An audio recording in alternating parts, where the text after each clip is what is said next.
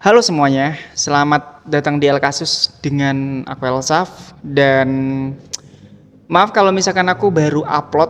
Ini udah berapa hari aku nggak upload ya kan. Beberapa hari ke belakang ini mungkin di antara teman-teman yang ada di Jawa atau di Nusa Tenggara atau di Sumatera atau di mana, merasakan nggak sih kalau misalkan udara di beberapa hari ke belakang itu dingin banget. Aku sih jujur merasakan banget. Aku kalau tidur ya biasanya tuh nggak pernah pakai selimut, cuman pakai sarung aja terus ya wes nggak pakai baju gitu aja wes. Tapi sekarang aku kalau tidur itu harus pakai jaket. Jaketnya tuh sing tebel banget gitu. Jaket yang biasanya untuk berkendara gitu kan. Itu bener-bener dingin banget hawanya. Dan aku harus pakai selimut. Kalau pakai sarung itu masih dingin. Dan aku pakai kaos kaki.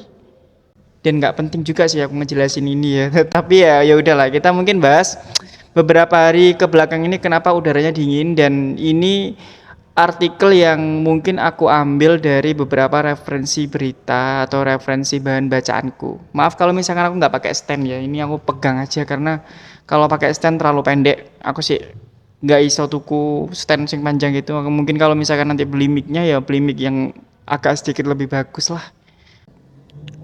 Ya mungkin itu aja. Dan mungkin Samian KB merasakan ya. Udara beberapa hari ke belakang ini tuh adem banget. Sampai-sampai sing harusnya adus 5 kali malah nggak adus belas. Aku contohnya ngono kan. Karena adem banget rek sumpah. Tapi ngerti nggak sih? Ternyata ini tuh bukan cuma cuaca pada umumnya. Karena sebenarnya itu menurut BMKG saat ini itu adalah musim kemarau dengan intensitas hujan yang bisa dibilang sedang dan juga lebat banget gitu. Dan aku merasakan banget bahwa cuaca hari ini tuh mau pagi, mau siang, mau malam itu wadem banget gitu. Padahal juga siang-siang itu harusnya panas karena lagi panas tapi malah dingin. Padahal panas. Ya gitulah ya.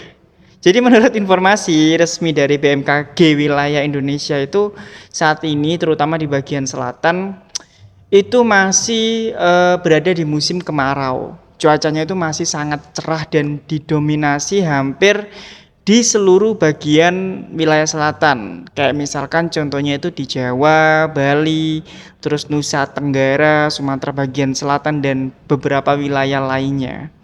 Dan angin yang dibawa itu dominan dari arah timur dan membawa massa udara kering dan dingin dari daratan Australia ke Indonesia. Jadi menurut pakar awan atau pakar cuaca, dari peristiwa fenomena ini sehingga membuat pertumbuhan awan itu tidak mendukung. Dari sini itu menyebabkan langit itu menjadi cerah sepanjang hari. Terus cuaca dinginnya itu dari mana gitu? Kok bisa dingin banget gitu kan ya?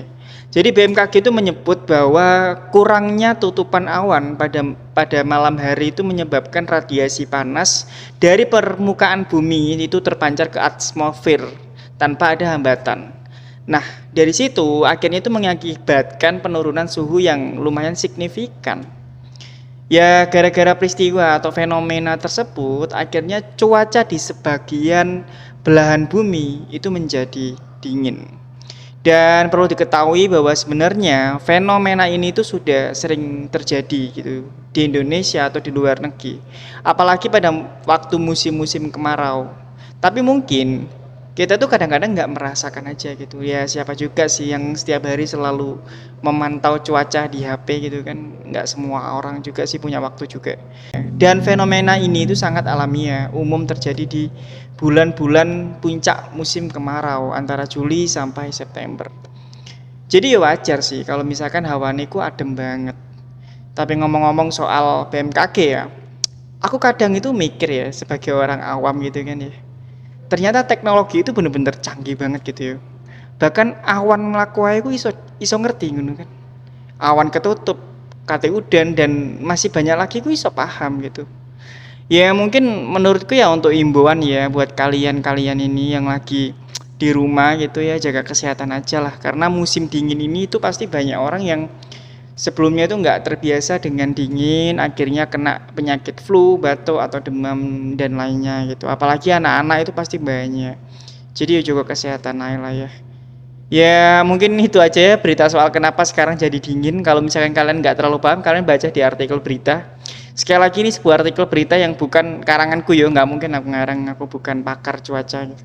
Tapi aku hanya ingin membacakan untuk kalian, dan sekali lagi terima kasih sing wis subscribe. Dan memang aku nggawe konten ini ya, biasanya itu cuma cuma segini aja rek gitu ya, karena memang adanya ini. Yo maaf lah misalkan kurang memuaskan mbek jalan-jalan ngene iki lah, kok ndelok gimana cara memperbaiki kontenku ke depan ini seperti apa. Ya mungkin ngono ae sih ya. Dan terima kasih buat kalian yang sudah nonton. Jangan lupa subscribe dan sampai jumpa lagi di El Kasus selanjutnya.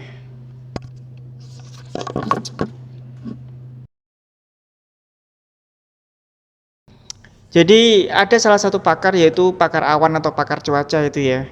Dari kejadian itu beliau itu bilang bahwa sehingga membuat pertumbuhan awan itu tidak mendukung. Dari sini tuh menyebabkan